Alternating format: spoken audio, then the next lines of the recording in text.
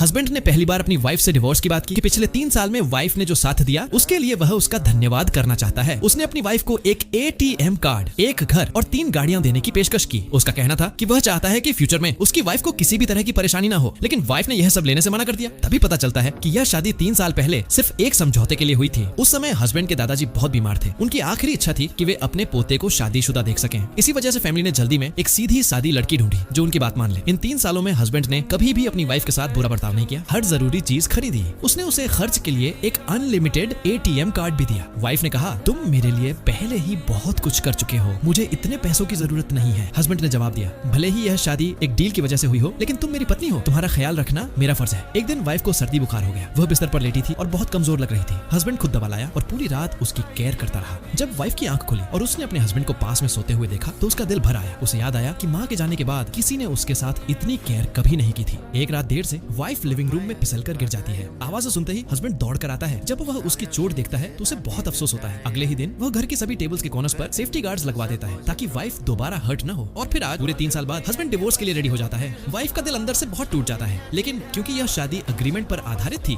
वह कुछ कह भी नहीं पाती। वह मुस्कुराते हुए कोर्ट में डिवोर्स पेपर्स पर साइन करती है। जाते समय हस्बैंड कहता है, मैं तुम्हें घर छोड़ देता हूँ। वाइफ मना कर देती है और सिर्फ इतना कहती है, अपना ख्याल रखना। हस्बैंड भी उसे थैंक यू कहता है और बताता है कि उसकी वजह से उसके दादाजी बिना किसी पछतावे के दुनिया छोड़ पाए। वो कहता है, फ्यूचर में अगर तुम्हें कभी मेरी जरूरत पड़े तो बिना सोचे मेरे पास आ जाना और कभी खुद को कम मत समझना। वाइफ हल्की सी मुस्कान के साथ कहती है, बस यही चाहती हूँ कि हम आगे भी फ्रेंड्स बने रहें। हस्बैंड गाड़ी में बैठता है और जाते जाते एक बार पीछे मुड़कर देखता है। जैसे ही गाड़ी दूर जाती है वाइफ का मन रिग्रेट से भर जाता है। उस दिन के बाद वह आदमी उसकी जिंदगी का सबसे परफेक्ट एक्स हस्बैंड बन जाता है। लेकिन हस्बैंड को कभी यह पता नहीं चला कि उन 3 सालों में वह लड़की अपनी जिंदगी का सबसे सुकून भरा समय जी रही थी। वही आदमी था जिसने उसे दोबारा वार्मथ दी, उसे खुद पर भरोसा करना सिखाया। लेकिन अब वह सपना टूट चुका था। अगर आप चाहते हैं कि उनकी कहानी कंटिन्यू हो तो वीडियो को लाइक करें और चैनल को सब्सक्राइब करना ना भूलें।